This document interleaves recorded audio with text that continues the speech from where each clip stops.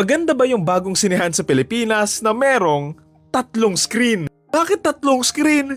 Tatlo ba yung mata mo? Pag-usapan natin ang ScreenX na matatagpuan sa Mall of Asia. First time ko lang makapanood dito nitong nakaraan kasi nga hindi ako naka-attend doon sa may weekend. Nasayang talaga. Sana nakita ko kung paano nabagsakan ng bahay si Nessa kasi labas na labas ng bahay habang bumabagyo eh. Medyo okay lang din naman kasi at least yung first movie na na-experience ko dito, bagay din talaga siya sa ganitong sinehan. Bakit ka mo bagay? Kasi for me itong ScreenX, bagay siya sa mga movie na looks and feels massive.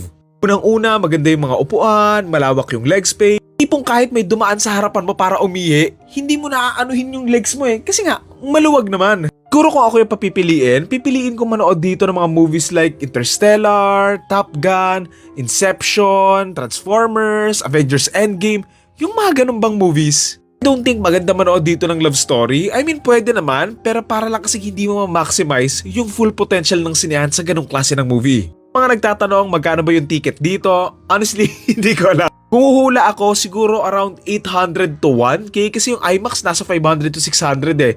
So, siguro depende rin sa movie. Kamusta ba yung experience ko? Meron akong ilang mga positive comments and meron ding ilang mga negative comments. Tignan natin sa positive na maganda manood dito kasi nga, mas malaki and mas malawak yung mapapanooran mo. Bawa yung mga movies like Avatar or Endgame, yung mga labanan scene or yung mga lumilipad na scene, maganda nga panoorin dito kasi nga, nakapaligid sa'yo yung mga nangyayari. Kasi nga, may screen nga sa magkabilang gilid. Talaga kasi kapag nanonood ako ng movie, mas gusto ko talaga na mas malaki yung screen eh. Kaya nga mabenta sa akin yung mga IMAX and yung A-Giant Cinema eh. Dito kasi sa ScreenX, para siyang may 3D effect.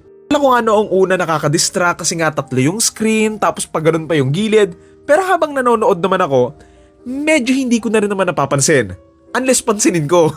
You know, it makes the film more massive, pero at the same time, medyo mas okay pa rin naman yung IMAX sa akin ng konti lang kasi nga ang ganda talaga ng sound ng IMAX and ang ganda rin ng pagkakalaki nga ng screen nila. Pero ayun, maganda rin naman talaga tong ScreenX na alternative lalo na kung puno nga yung IMAX. Negative comments ko naman, siguro meron akong dalawang masasabi. Naakala ko kasi sa ScreenX buong movie nakabukas nga lahat ng screen but apparently may mga ilang scenes nga lang doon sa may movie yung nakabukas yun. I'm not sure if depende ba sa film since first time ko nga lang makapanood dito. For example sa Avatar, most of the time, tuwing lumilipad nga lang siya, nakita-kita mo nga yung ganda ng Pandora, or tuwing labanan nga lang, doon nga lang bumubukas yung left and right na screen.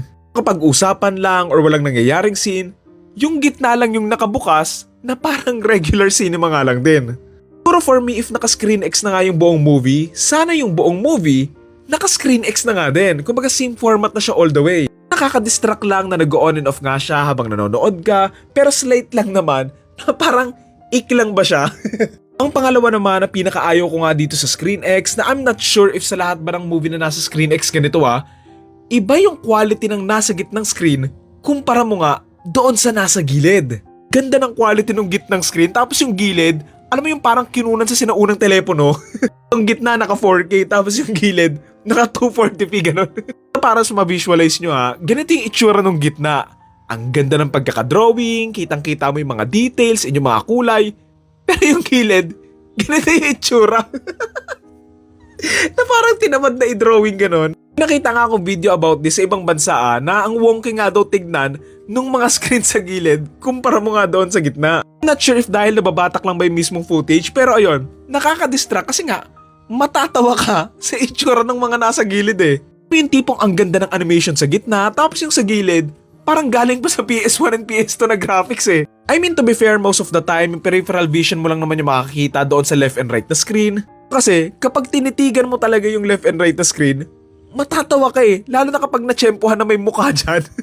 And I'm not sure if sa animated lang ba ganito or baka pagka totoong tao or totoong location, baka hindi naman ganun yung itsura. So, let's see sa future. Pangatlo pa pala ako napansin dito na good and bad siya for me na dahil nga maraming screen, mas maliwanag na nga yung sinehan. Like no need nang maglagay ng ilaw or something eh, lalo na kung hindi naman madilim yung papanoorin mo.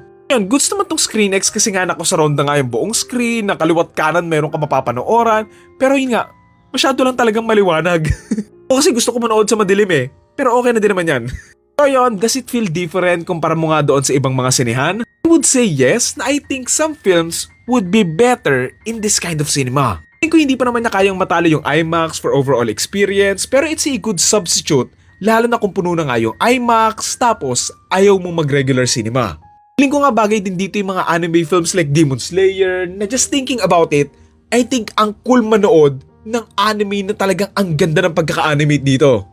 Siguro if may improve pa nga nila yung quality nga ng mga side screens or something, mas gumanda mas sumolid pa nga yung mga speakers nila, and buong movie nga naka Screen X at hindi lang patsi-patsi, siguro kaya niyang matapatan or malagpasan yung IMAX, pero that's just me lang naman. Ayun lang naman yung comments ko sa sinehan na to. Try nyo na lang kung may time and budget kayo, kasi it's an experience din. Yun lang. Thank you.